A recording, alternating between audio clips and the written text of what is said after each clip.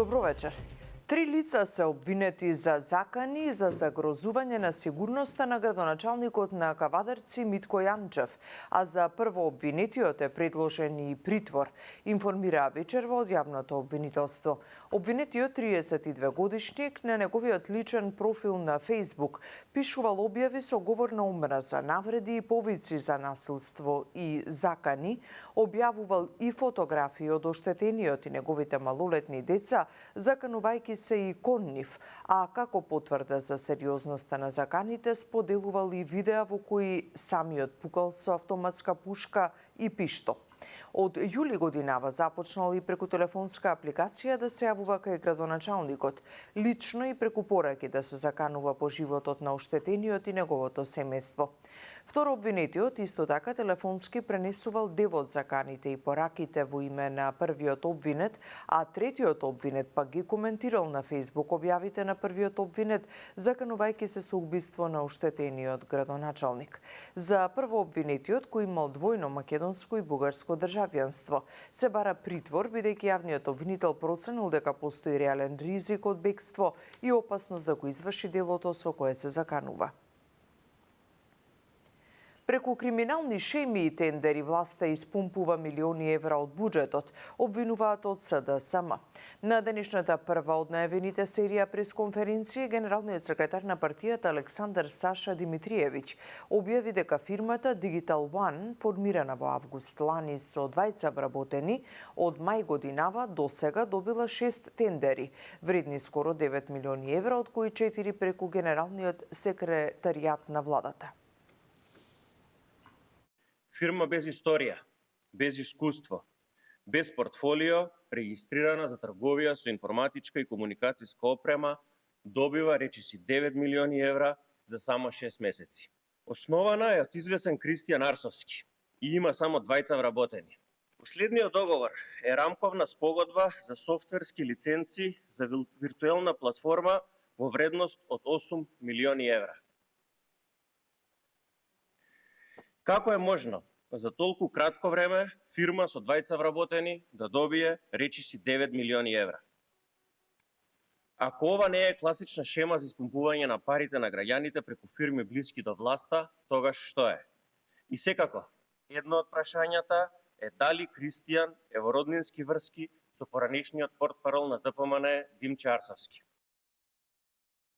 Наводите на СДСМ се лаги и конструкции за редовна набавка спроведена на транспарентен начин, одговорија од ВМРО ДПМН. Договорот за кој зборуваат со фирмата Digital One или постапката за оваа јавна набавка е направена под исти услови, под кои правела и владата на СДС. Дополнително да им објасниме дека за договорите за набавка на сервери, наместо да се плаќа хост на приватни правни лица, сега за прв пат поседува сервери на кои самостојно се хостираат владините апликации. Третиот споменат договор исто така е склучен во транспарентен процес и набавени се компјутери по најниска понудена цена. СДС тонат со собствените лаги, а ВМРО ДПМН покажува дека се грижи за домаќинско користење на народните пари, стои во реакцијата на ВМРО ДПМН. А на пресконференцијата реагираше и поранешниот портпарол на ВМРО ДПМН Димче Арсовски, кој беше споменат како роднина на собственикот на фирмата. Ниту го познавам човекот кој е собственик на фирмата, ниту сум го сретнал, ниту знам како изгледа, ниту ми е роднина по било која основа. Единствено што е исто е презимето. Немам никаква врска со никаков тендер, ниту пак сум имал било каква врска со државни тендери. Напиша Арсовски на Facebook и побара јавно извинување, но од СДСМ му одговорија дека немаат таква намера.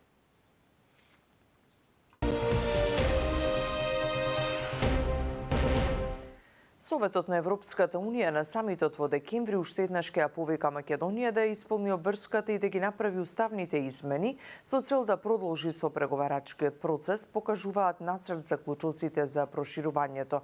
Во документот се предвидува и укинување на роамингот во текот на 2026 година. Македонија уште еднаш ќе биде повикана да ги направи уставните измени за да може да продолжи со преговарачкиот процес. Штом го направи тоа, Советот на Европската Унија е подготвен да свика меѓувладина конференција, а потоа и да го отвори првиот преговарачки кластер. Радио Слободна Европа објави увид во нацрт заклучоците на Советот на ЕУ за проширувањето, кои се очекува да бидат усвоени на 16 декември во Брисел. Советот нотира дека Македонија се уште не ги завршила уставните измени на кои се обврзала. Советот ја потврдува својата подготвеност да свика уште една меѓувладина конференција без понатамошни одложувања и дополнителни политички одлуки, што Македонија ја спроведе оваа обврска во согласност со своите внатрешни процедури. Се забележува во нацрт заклучокот.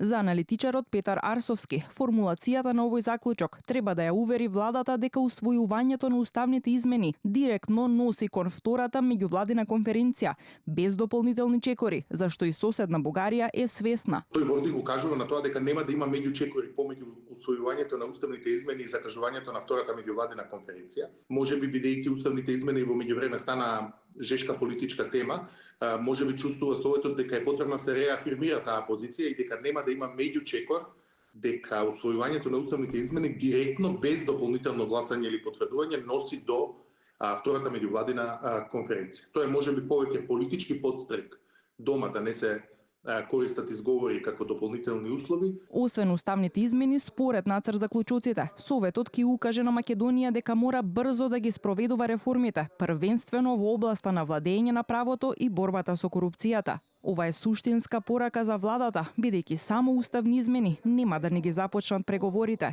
Реформите се клучни и се всушност вториот услов, оценува Арсовски.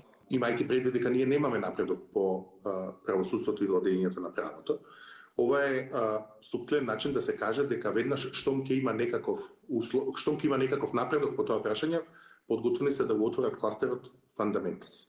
Мислам дека тоа треба да се чита како порака дека не смеат реформите да застанат затоа што уставните измени не се спроведуваат.